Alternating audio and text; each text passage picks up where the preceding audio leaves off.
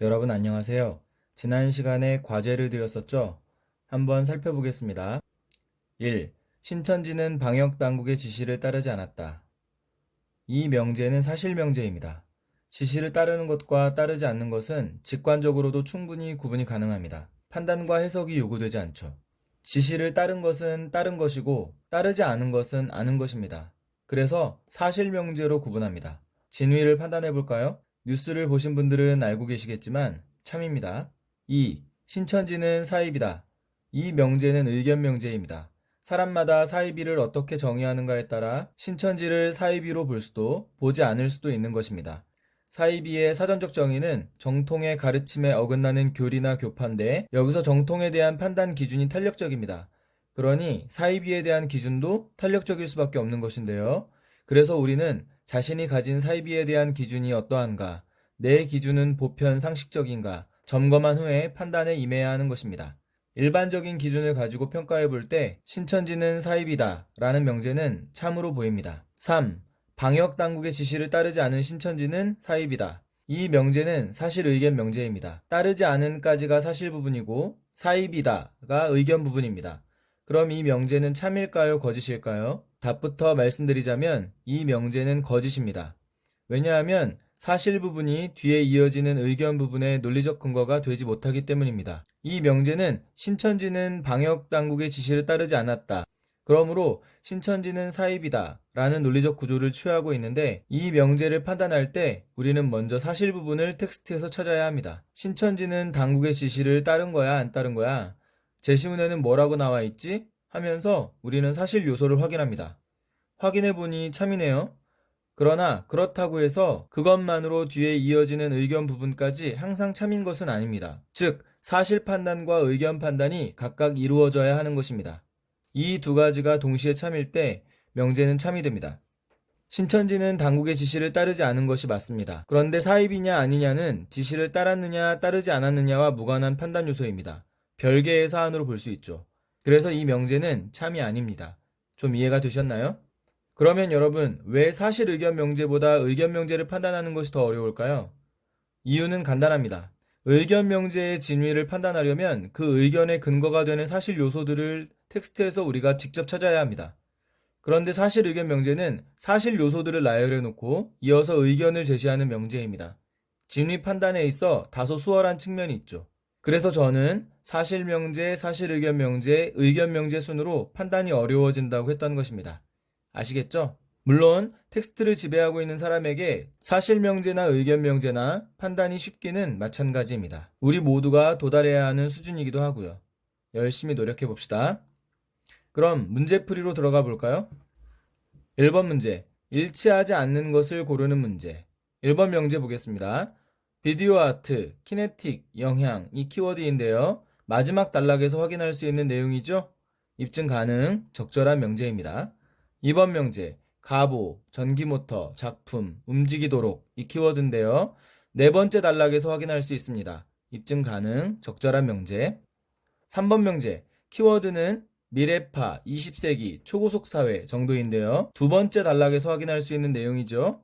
입증 가능합니다. 적절한 명제. 4번 명제. 발라, 회화, 시간 배제 정도가 키워드로 보입니다. 그런데 여러분 어떤가요?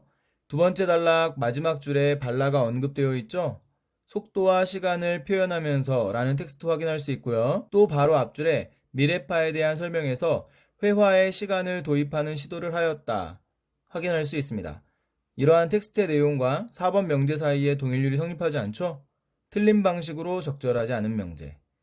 5번 명제, 뒤샹, 자전거 바퀴, 관람자에 의해, 다양한 모습 이 키워드인데요. 다섯 번째 단락에서 확인할 수 있는 내용입니다. 입증 가능, 적절한 명제.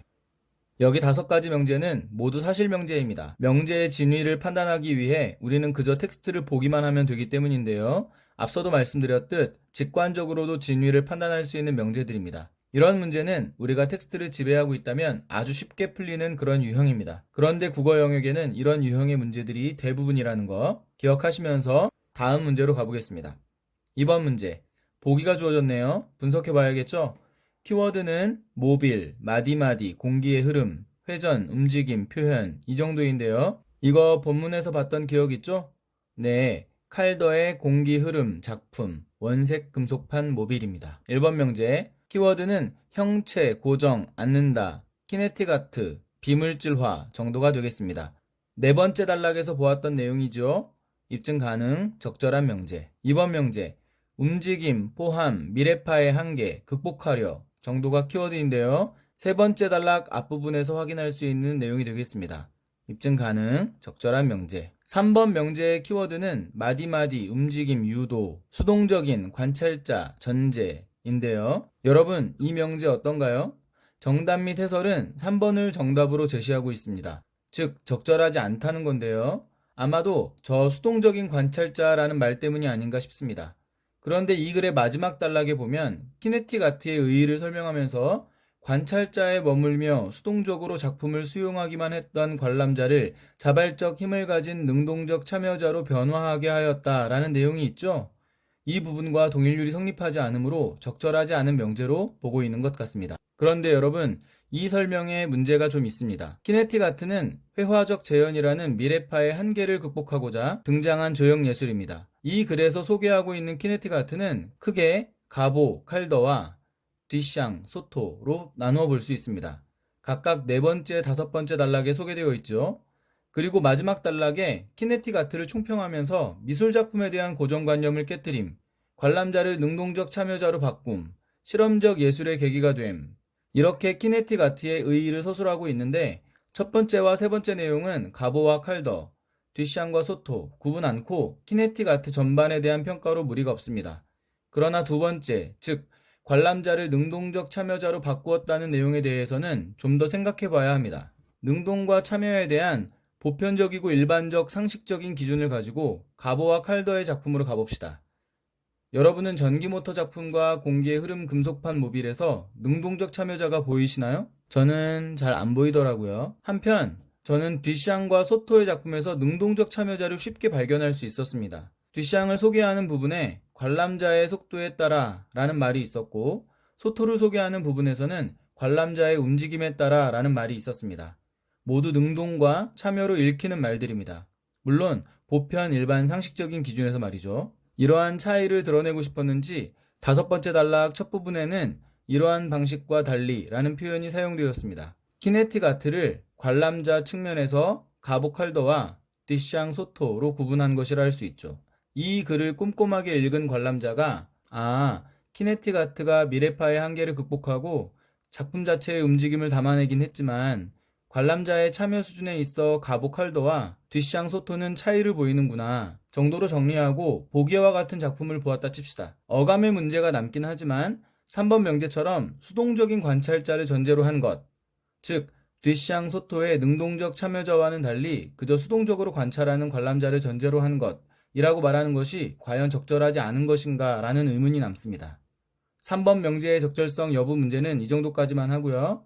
그러면 정답이 뭐냐? 3번 선지는 적절한 거냐 적절하지 않은 거냐 궁금하신 분들이 있을 텐데 오해의 소지가 있는 명제, 이론의 여지가 있는 명제 정도로 정리하겠습니다. 4번 명제 보겠습니다. 키워드는 전기장치 않고 공기의 흐름, 움직임, 자연스러운 움직임, 의도 정도인데요. 전기장치 않고와 공기의 흐름과 자연스러운 움직임 사이에 각각 동일률이 성립합니다. 아마도 가보와 칼더의 차이 정도를 서술하려는 의도 아니었나 싶은데 충분히 가능한 설명입니다. 입증 가능, 적절한 명제. 5번 명제, 작품 회전, 움직임, 표현하고자 미래파의 경향, 유사 정도가 키워드인데요. 성공 여부를 떠나서 움직임을 작품 그 자체에 담아내고자 하는 의도와 목표라면 미래파나 키네틱 아트나 다를 것이 없습니다. 유사하다는 얘기죠. 그래서 이 명제를 적절한 것으로 판단하고 있는 것 같습니다. 자꾸 비판만 하는 것 같아서 좀 그렇긴 한데 여러분은 이 명제의 경향이라는 단어에 대해 어떻게 생각하시나요? 오해의 여지를 두는 단어라 할 수 있습니다. 뭐로 바꾸면 좋을지 한번 고민해 보시기 바랍니다. 저한테는 여러모로 참 마음에 안 드는 이번 문제였는데요. 이 정도까지만 하고 다음 문제로 넘어가겠습니다. 3번 문제, 보기에 오바트가 소개되어 있는데요. 다들 그림 한번 보시고 보기 텍스트 분석해 보겠습니다. 오바트, 바자를리, 베가3, 기하학적 형태, 원근법, 착시, 움직이는 인상, 전통, 작품, 달리, 과학적 계산, 조직적, 차가운, 느낌, 착시현상 유도. 그러니까 오바트는 기하학, 원근법, 과학적 계산을 이용해 착시의 형태로 움직임을 작품에 담아내는 예술이라는 설명이네요. 더 줄여볼까요? 오바트는 움직임 착시 예술이다. 내용 다 이해하셨나요? 1번 명제. B는 추상 형태, 반복, 조직적 느낌. 이 정도가 키워드인데요. 키네틱 아트와 구별되는 오바트의 특성만 골라 서술해 놓은 거죠? 괜찮아 보입니다. 입증 가능, 적절한 명제. 2번 명제. 키워드는요. A. 움직임, 회화, 재현, 않고, 조형작품, 표현인데요. 1번 명제와 반대로 오바트와 구별되는 키네틱 아트의 특징을 서술한 내용입니다. 입증 가능, 적절한 명제. 3번 명제. A. 공간, 기하학적 형태, 반복적 움직임. 이 정도가 키워드입니다. 어떤가요? 제시문에서 키네틱 아트 설명할 때 기하학이라는 키워드가 동원됐었나요? 아니죠? 틀린 방식으로 적절하지 않은 명제입니다. 4번 명제. 키워드는 A. 실제적 움직임, B. 움직인다는 착각. 맞는 설명이죠? 입증 가능, 적절한 명제. 5번 명제. 모두 전통 미적 형식 벗어나고자. 키네틱 아트와 오바트의 공통점으로 제시할 수 있는 내용입니다. 입증 가능, 적절한 명제입니다. 4번 문제. 기억과 바꿔 쓸 수 있는 말을 찾아라. 기억, 홀로그래픽 아트 등이 나타나게 되는 계기에서 나타나다의 문맥적 의미는 출현하다로 볼 수 있습니다. 혹시 잘 모르겠다 싶으신 분들은 1, 2, 3, 4, 5번 표현을 직접 넣어보고 그 중에 가장 잘 어울리는 말을 고르는 것도 방법입니다. 이것으로 인문예술 11강 문제풀이를 마치고요. 과제 드리겠습니다. 오늘 우리가 다루었던 텍스트에는 물질화와 비물질화라는 개념이 소개되어 있습니다. 여러분 혹시 인문예술 5강 헤라클레이토스의 강물 기억하시나요? 물질화, 비물질화 개념으로 헤라클레이토스의 강물에 대해 서술해 보기 바랍니다. 이 내용을 바탕으로 다음 시간에는 확장적 읽기에 대해 다루어 보겠습니다. 여러분, 오늘도 수고하셨습니다.